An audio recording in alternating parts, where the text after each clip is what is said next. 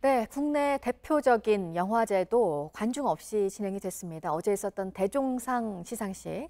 수상자들은 빨리 코로나 사태가 끝나서 예전처럼 자리를 꽉 채운 관객들을 다시 만나고 싶다는 얘기를 한 목소리로 했습니다. 강유정 영화평론가와 얘기를 해보도록 하겠습니다. 어서 오세요. 네, 안녕하세요. 네, 어제 수상 소감에서 하나같이 이 얘기를 하더라고요. 관객과 울고 웃는 날이 하루빨리 좀 코로나가 끝나서 왔으면 좋겠다 이 얘기를 했습니다. 지금 영화인들의 마음을 대변한 것일 텐데 오늘 개봉을 하는 국내 영화가 한 편이 있어요. 먼저 소개를 좀 해주실까요? 네, 이 영화 참 부침이 많았습니다. 왜냐하면 계속해서 개봉 일자가 좀 밀리고 네. 저도 언론 시사가 워낙 자주 바뀌어서 언제였지 헷갈려서 다시 전화도 하고 이럴 정도로 좀 사연이 많았는데 드디어 개봉을 했습니다.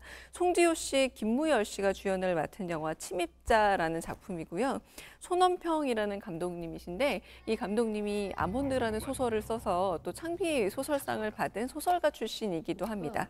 이 침입자라는 영화는 아무래도 이제 송지효 씨가 좀 오랜만에 영화계 나들이를 하는 거죠. 우리가 이제 예능인으로 더 이제 알려져 버렸는데 이제 본업으로 돌아갔다고 할 수 있겠고 내용을 좀 살펴보자면 6살 때 이 여동생을 놀이공원에서 잃어버린 겁니다. 그래서 아예 잃어버린 여동생이겠거냐고 살았는데 다시 나타난 거죠. 물론 이 오빠도 처음부터 믿진 않습니다. 왜냐하면 워낙에 지금껏 그런 일이 많았기 때문에 유전자 검사부터 시작을 하는데요. 거기서 99.99% 일치를 보이니까 당연히 동생이겠거니. 그런데 이 동생이 집에 들어오면서부터 조금씩 이상한 일이 생기는 거죠.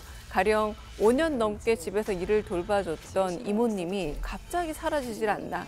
그리고 뭔가 내 동생이라고는 하는데 성장 환경이나 이런 것들이 조금 의심스럽고 그 친구가 자신의 친구라고 소개했던 사람들이 일종의 아르바이트생처럼 연기하는 사람처럼 보이기도 하고 그래서 어떤 그런 관계 속에서 미스테리와 좀 서스펜스로 풀어가는 작품인데요. 워낙 손원평 감독이 가족의 이야기를 소설로도 담아내는데 좀 탁월했었고 단편 영화에서도 그런 관계들을 쭉 다뤄왔기 때문에 이번에도 가족 얘기로 다루고 있어서 좀 관심을 끌고 있습니다. 네.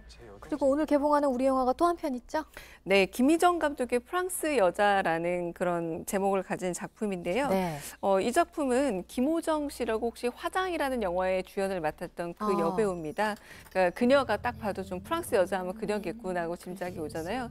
프랑스에 이제 사실은 연기를 공부하기 위해서 유학을 갔고 하지만 거기서 프랑스 현지 남자를 만나서 10년간 프랑스인처럼 살았던 그 여자의 이야기인데요. 남편이 갑자기 새로운 여자가 생겼다라고 하면서 이혼을 하고 그리고 한국으로 돌아오면서 이야기는 시작이 됩니다. 어떤 점에서 계속 여기서 프랑스어를 쓰기도 하고 한국어를 쓰기도 하면서 이중적인 정체성에 대한 이야기도 있고요. 그리고 과거 20년 전에 만났던 그 친구들을 현재 만나서 얘기하고 있지만 이 영화를 보시면 과거와 현재를 오가면서 기억이 조금씩 흐트러지는 장면들 그리고 어떤 게 옳은 기억인가 그리고 이 여성은 이혼을 어떤 점에서는 남편의 외도 때문에 이혼을 당했다고 생각할 수 있겠지만 다른 반면으로 누군가한테 상처를 준 적이 없나 이렇게 또 여러 복잡한 이야기들이 있는데요. 마지막에 가면 이 영화 굉장히 잔잔해 보이는데 반전이 좀 있습니다. 그 반전을 보고 나면 네. 저 여성이 얘기했던 여러 가지 이야기들이 새롭게 보여지는 그 반전을 좀 기다리게 하는 그런 작품이기도 합니다. 네. 그리고 지난해 전주국제영화제에서 호평을 받았던 작품 한 편도 지금 개봉이 된 것 같네요. 맞습니다. 네, 국도극장이라는 작품인데요. 만수생이라고 그러죠. 사법고시를 너무너무 오래 준비했는데 다들 아시다시피 이제 사시가 폐지됐어요. 그러니까 할 일이 없어진 겁니다. 사실 계속 공부하다가. 그래서 이제 벌교. 고향으로 내려오게 되는데 이제 그곳에 갔더니 친구들 중에 좀 비아냥거리는 친구도 있고요. 그리고 한편으로는 이 친구 역시도 서울 생활하다가 고향으로 내려갔더니 좀 심심하기도 하고 좀 시시해 보이기도 하는 겁니다. 그런데 이 국도극장이라는 데서 그러니까 지방극장이죠. 일을 시작하게 되는데 거기에 오 씨라고 이완희 씨가 주연 역할을 맡았는데 이제 그분과 함께 소소한 일들을 하면서 좀 삶을 회복하는 이야기라고 할 수 있을 텐데요.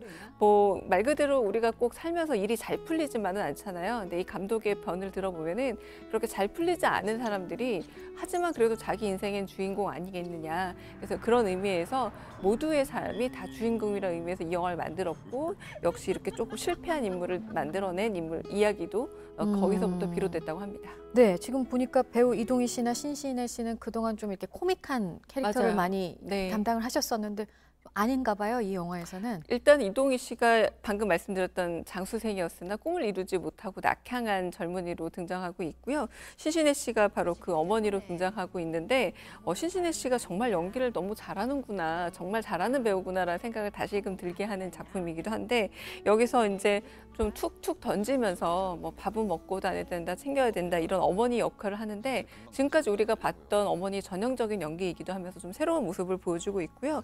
또 이상희 씨라고 조연으로 자주 봤던 여배우분이 여기서도 또 등장을 해서 오늘 소개해드린 영화 모두 다 우리에게 좀 익숙했던 배우들이 조금 다른 면으로 등장하고 있기도 하고 아까 잠깐 소개했던 프랑스 여자에도 김지영 씨가 출연하고 있고 부부의 세계에 등장하고는 했던 김영민 씨가 또 등장하기도 해서 익숙한 배우들을 어떤 스크린에서 보는 재미도 있지 않을까 싶습니다. 네. 우리 영화의 세 편을 이제 소개를 해드렸는데 그 영화진흥위원회 할인 쿠폰이 이제 오늘부터 나오잖아요. 맞습니다. 네. 그러니까 뭐 우리 영화 좀 살리고 해서 좋기는 한데 또 이 코로나 상황이 지금 또 심상치가 않아서 또 영화관에 가도 되나 싶기도 하고 네. 그래서 좀 관객들의 걱정도 혼란이 됩니다. 좀 있는 것 같아요. 네, 그리고 반응도 사실 양가적인데요. 네. 왜냐하면은 지금 이를테면 한국영상자료원은 문화체육관광부 산하기관이잖아요. 운영을 잠깐 안 하고 있습니다. 그런데 한편으로는 이렇게 6,000원 할인권을 주면서 영화관에 가도 된다라고 말했을 때 가야 되나 말아야 되나 좀 고민이 되실 거예요.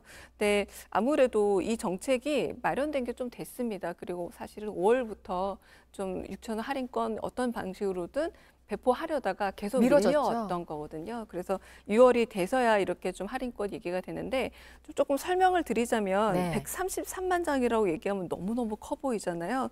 근데 또 반대로 얘기하면은 상영 작당, 그러니까 한 영화당 12장 정도 배포가 되는 겁니다. 그러니까 12명에게 배포되는 건 영화를 조금 보실 수 있는 분위기를 만든다는 거지 뭐 전부 영화관에 가세요라고 말하기는 좀 네. 어려운 수준이라서 게다가 또 지금 12명이고 영화관에서 안에서도 거리 두고 영화 보기는 계속해서 진행되고 있기 때문에 네. 뭐 아주 그렇게 아주 잘 지켜서 방역 수칙만 잘 지킨다면 큰 문제 없지 않을까라고 저도 좀 조심스럽게 짐작해 봅니다. 네, 강유정 영화평론가였습니다. 잘 들었습니다.